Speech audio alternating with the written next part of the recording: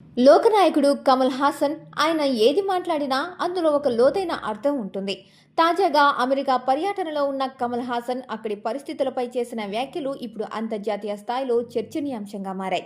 ప్రపంచంలోనే అతిపెద్ద ప్రజాస్వామ్య దేశంగా చెప్పుకునే అమెరికాలో ప్రస్తుతం నెలకొన్న రాజకీయ అస్థిర సామాజిక మార్పులపై కమల్ తనదైన శైలిలో స్పందించారు. అమెరికా అంటే కేవలం ఒక దేశం కాదు, అది ఒక ఆలోచన.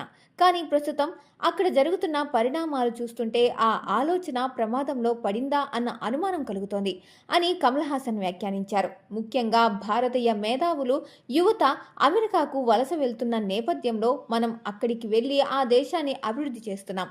కానీ మన దేశంలో అవే వనరులను ఎందుకు సృష్టించలేకపోతున్నామని ప్రశ్నించారు. అమెరికాలోని స్వేచ్ఛను మెచ్చుకుంటూనే అక్కడ పెరుగుతున్న అంతరాల గురించి ఆయన హెచ్చరించారు. సినిమా రంగం గురించి మాట్లాడుతూ హాలీవుడ్ టెక్నాలజీని మనం వాడుకుంటున్నాం, కానీ మన మూలలను మర్చిపోకూడదని హితవు పలికారు.